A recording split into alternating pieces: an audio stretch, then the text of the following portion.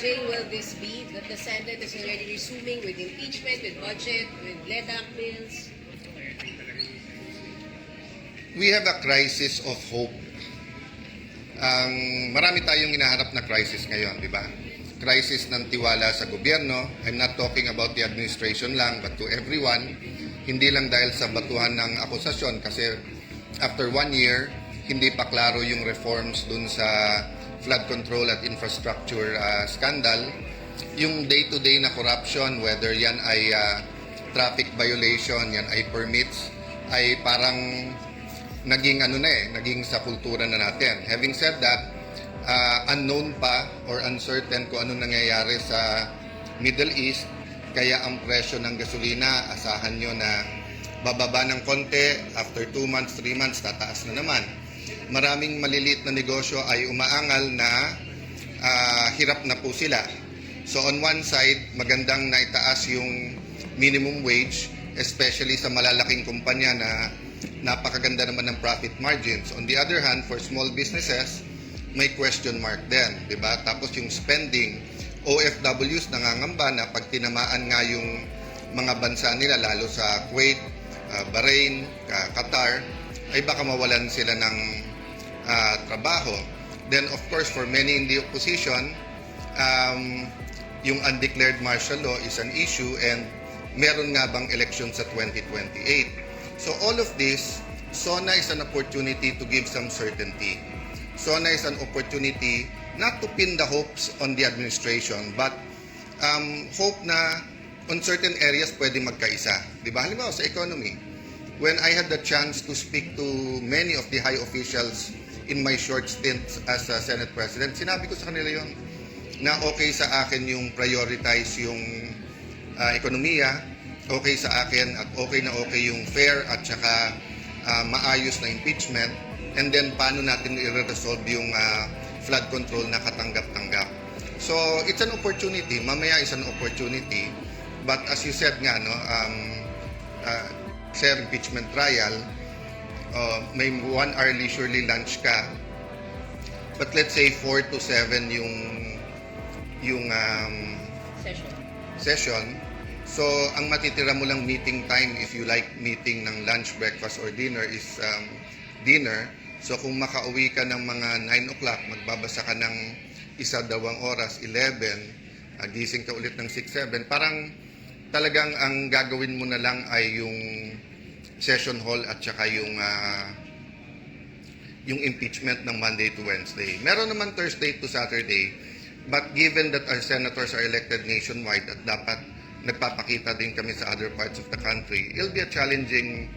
Hindi ko talaga malaman kung 3 months, 6 months, meron nga yung sinabi ni Senator Win na sa takbo ngayon baka umabot ng 1 year. So let's see, but we just have to rise to the challenge. Oh, will that be adjusting, sir? Knowing na tao rin naman kayo at may hearings, may budget. Partly you plan it. Well, yun yung main concern ko. Malaki sa mga skandalo ay hugot sa budget.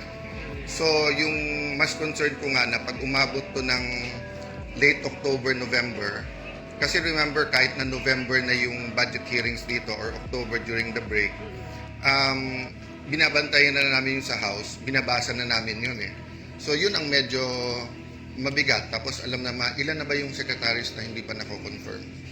Di ba? Water lang. Pero Senator, sir, Yeah. sa atin kayo ng... I'll just have one.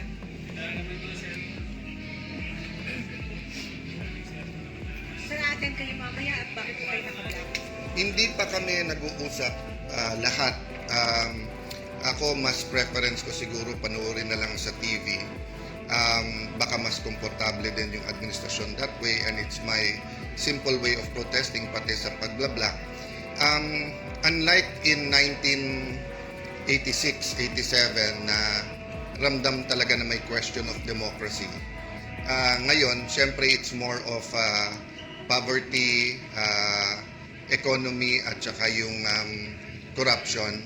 But I really believe that our democracy is in danger, and talagang pag nagsalita ka, target ka bigla. May undeclared martial. Kanina, nung sinabi niyo may undeclared martial. That's been said for the last 6 months, di ba? It's about freedom and democracy, di ba? So, tignan nyo lahat ng nakakasuhan at lahat ng nakukulong, di ba? Pag tahimik ka at sumama ka, parang if you can't beat them, join them, happy ka. Pero malungkot ang bansa. Pero pag tayuan mo yung mga prinsipyo mo, ikaw pa kakasuhan, di ba? This morning lang, I was meditating on Mike Defensor, no? I don't know his activities. I haven't kept in touch with him, but assuming he donated money, so assuming 50 million yung plunder, na hindi kami naniniwala tama yung interpretation kay Senator Marcoleta. Pero kung nag-donate ka ng 1,000, 1,000,000, tapos napasabay dun sa plunder ka rin, tapos non-bailable, bantayan nyo yung mga kaso. Pag medyo kumampi, etc., hindi mo sure kung ifa-file o kaya bailable. Pagkakalaban, non-bailable ka agad. You believe diba? there is undeclared martial law? Kung hindi man, we're nearing that, di ba? Kung vlogger ka, nakakampi, wala naman cyber libel, wala namang warrant ka agad. Pagkakalabang ka, nandyan na ka agad, di ba? You also ask your editors, your owners of the networks, yung pressures kung meron o wala. Kaya kayo makakasagot niyan. Pero sa business at sa politika, even sa religious leaders, mga nakakausap ko na nakikita at nararamdaman nila na sana hindi. So one big assurance is paulit-ulit sabihin ng Malacanang na may election sa 2028, walang tsa-tsa, hindi i-abolish ang Senado. No, and one way to ensure that is yung numbers. To say na 2/3 is really 16. Kasi nagsimula yan sa 12 is 13 eh. Diba? Tapos ngayon, first few days sinabi nga 16. But then may mga gumagalaw na questionin na sa Supreme Court o kaya tignan natin o kaya agahan natin yung pag ano nito. No? So it's dangerous times. Sir, araw-araw may post may tweet si Ganun niya ako kamahal na pagising sa umaga ako naalala niya. From May 11 when I took the job, I knew that many persecution will be coming my way. Hindi ko lang na-expect it's through a senior senator na maraming bilib sa investigation skills. But ongoing, at every day naman, what do you call this, may konti siyang amendment, etc. But like yung sinabi niya today, hindi ko alam saan nanggaling yon. I'm not the secretary of DPWH. I'm not the regional director. I'm not an engineer, di ba? So, but of course, taga-tagig ako, so as much as I can, binabantayan ko. It's on the record. I never said certain things that he says I'm saying or doing, but pag may nabubuko kaming mali, kayo, di ba nakita niyo yung nung mag-isa akong naghihiring halos dito dun sa bridge na bumagsak sa Isabela? May in-expose din ako ng mga tiwali na contractor na kung ano-anong ginagawa, whether it's in our city or otherwise. Hanggang ngayon, hindi nakakasuhan yung contractor na yun. No? So, marami kaming nakalaban sa Taguig, maraming natanggal, whether sa local government, sa national government, contractor. So, maaaring yun yung mga nagsusumbong. So, i-verify lang nila mabuti. Pero harapin namin yon. Wala naman kaming choice kundi harapin yon. Ang hinihingi lang naman namin is that makita ng tao yung bigger picture na kung sinong nag-iimbestiga, kung sinong nag-criticize, biglang sila yung gustong imbestigahan. Hindi naman natin inaatrasan yan, pero hindi dapat ang ma-single out, di ba? So, ang dami, may mahaba ako listahan ng mga pwedeng tignan. So, having said that, let's finish the SONA, the contra SONA, then we'll have all the time for both the impeachment and allegations of corruption. But harapin natin yan. May insertion daw po kayo ng more than 6 billion pesos sa 2025 budget. Kapag ka minority, insertion. Pag majority, amendment. Diba? Pagka majority, pwedeng lahat ng senador may amendment and sasagutin ko sa tamang forum at panahon kahit sa harap niyo. But I want na ilatag niya yung ano ba talaga ang sinasabi niya, magkano, saan, etc. So, ang sinasabi niya ba, basta't nasa budget at nasa Taguig, ako na naglagay nun. Walang ibang officials from the cabinet to, di ba? Hindi mo masasagot yung allegation nang hindi buo eh. So, halimbawa, di ba yung sinabi? Pag sinabing mainstream media, maraming bayaran. Hindi ba unfair sa inyong lahat yun? Hindi ba unfair sa lahat, pati sa mga ano yun, di ba? So, sabihin mo, sino, paano, magkano, para masagot mo.